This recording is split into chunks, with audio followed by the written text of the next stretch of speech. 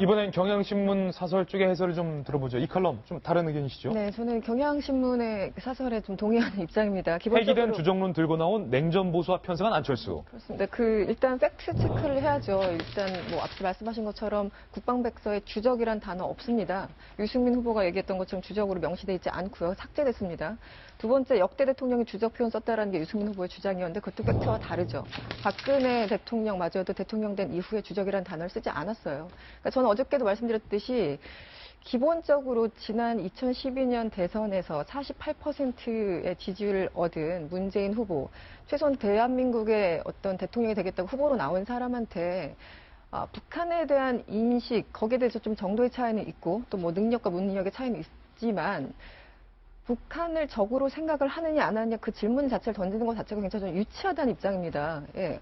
어떤 사람이 주적이, 어제 뭐 반론이 좀 있었습니다만 99%의 대한민국 사람들은 북한을 주적이라고 생각을 하고 있어요. 그걸 굳이 30년 지난 40년 지난 어떤 이런 입장에서 질문을 던져서 거기에 대해서 주적이라는 단어를 콕 집어 쓰지 않는다고 상대방의 안보관을 공격하는 것 자체는 저는 굉장히 좀 유치한 행태라고 생각을 합니다. 예. 다른 식의 얘기를 해야죠. 앞으로 어떻게 할 것인가, 햇볕 정책 유지할 것인가, 포용 정책 계속 유지할 것인가, 계속 뭐 소위 말하는 보수 진영에서 얘기하는 퍼주기 계속 할 것인가 이런 걸 물어봤어야 되는 건데 주적이란 단어를 쓰고 안 쓰고 저 하나 가지고 마치 사드 하나 가지고 사람의 모든 안보관을 하듯이 이렇게 단순한 화법 같은 건 저는 이 아까운 시간에 대선 후보를 검증하는 데 필요한 여러 가지 뭐 있지만 그렇게 큰 이슈로 부각되는 것 자체는 좀 문제가 있다고 생각합니다. 예, 두 분의 팽팽한 의견 저희가 모두 다 소개해드리고 있습니다. 박성규 전 대변인의 입장도 궁금한데요. 지금 적이다, 주적이다 이 문제는 아니죠. 저건 그리고 이 단어 하나 가지고 따지는 문제도 아니고 문재인 후보가 가지고 있는 북한에 대한 근본적인 인식을 묻는 것이죠. 그래서 인권 결여한 문제도 얘기했고. 근데 왜 물을 수밖에 없냐면 지금까지 문재인 후보가 보여온 북한에 대한 일종의 낭만적인 껴안기 또는 북한에 대해서 애정 넘치는 행동 이런 거였거든요. 자, 제가 이 문제를 좀 얘기하기 위해서 하나 좀 예를 하나 들어드릴게요. 베트남은 멸망을 했잖아요. 예. 75년에 멸망했습니다. 식민지 시대를 벗고 베트남도 우리처럼 월남과 월북, 월맹으로 갈렸어요. 치열하게 남쪽의 월남은 자유민주주의 체제, 북쪽의 월맹은 공산주의 체제를 했는데 1967년도에 대통령 선거가 실시가 됩니다. 67년도 대통령 선거가 실시가 될 때 2등을 한 후보가 쭝딘주라고 하는 부분이에요. 야당의 후보였는데 2등을 합니다. 근데 이분은 평화주의자였어요. 월맹을 껴안고 가야 한다. 미군 철수해야 한다. 그리고 우리끼리 문제 풀어야 한다. 그런 주장을 해서 2등을 하는데 이분이 베트남 패망 이후에 조사해보니까 간첩이었던 거예요. 예. 재판을 받습니다. 그리고 미국 법정에서 징역까지 삽니다.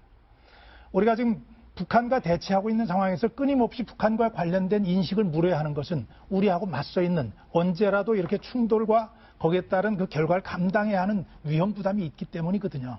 그래서 이 부분에 관련해서는 단순한 주적이다 아니다의 표현이 아니고 당연히 저는 지도자로서는 입장을 밝혀야 합니다. 북한에 대해서 어떤 생각하고 그렇지만은 대통령이 돼서는 나는 이렇게 가겠다고 얘기를 하고 가면 편한데 그것을 두루뭉실 피해가는 것은 저는 그건 아니라고 보죠. 아까 안철수 후보하고 문재인 후보 두 사람의 이제 그 뒤에 동영상 토론 때 말고 얘기가 나왔는데 그거 보면서 그냥 똑같다고 생각했어요. 왜냐하면은 틀려서 똑같은 게 아니라 이 적인데 대화와 뭐 통일의 대상이다, 이중적 존재다. 여기에 대해서 제가 볼 때는요. 홍준표 후보한테 물어봐도 똑같은 이야기가 나올 겁니다. 그러면 저는 이 부분에 이제 이성훈 칼럼니스트하고 약간 비슷한 것이 있는 게 흔히 우리가 구동존이라는 말을 하잖아요. 같은 부분을 이제 구하고 이제 다름을 존중하는데 이 대선 토론을 보면요. 같은 부분을 무시하고 약간의 다름을 쫙 벌려가지고 싸우는 경우들이 많아요. 예컨대 이런 부분뿐만 아니라 예를 들어서 안철수 후보가 이제 위안부 할머니들에 대해서 이야기하면서 우리 정부가 없을 때 고난을 받으셨기 때문에 한일 이 협정이 틀린 거다라고 하는데 민주당에서 뭐라고 그랬냐면은 임시정부를 무시하는 행위다. 그런 식으로 비판을 했거든요. 그게 사실 말이 되는 소리입니까? 그게 임시정부를 무시하는 행위라는 게. 그런 거를 좀 전면적으로 안 했으면 좋겠다라는 생각은 저는 좀 들어요. 그러니까 이 문제는 조금 하면 할수록 계속 말이 꼬이고 말꼬리를 잡고 그러면 이렇게 되는 게 과연 누가 진짜 좋아할 거냐. 저는 북한이 제일 좋아할 거라고 생각해요. 예. 그런 걸로 가지고 남남 갈등이 벌어지는 게 우리가 표현은 조금 다르지만은 북은 적이자 대화 타협의 이중적 존재라는 건 모두가 합의하는 건데 합의를 좀 키워나가는 게 좋은 거 아닙니까?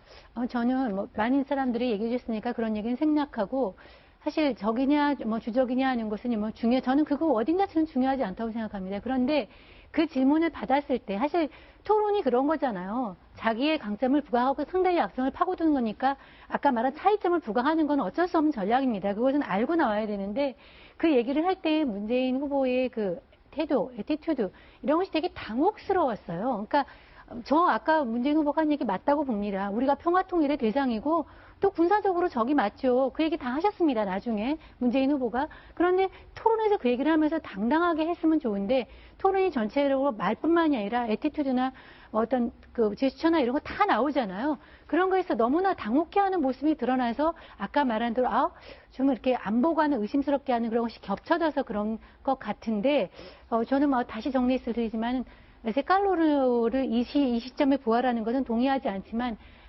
문재인 후보의 능력, 그 다음에 과거의 행적으로 비추어서 미래를 검증할 때 이거는 피할 수 없는 그런 어떤 통과 의례라고는 생각을 합니다. 예, 북한을 주적으로 볼 것인가?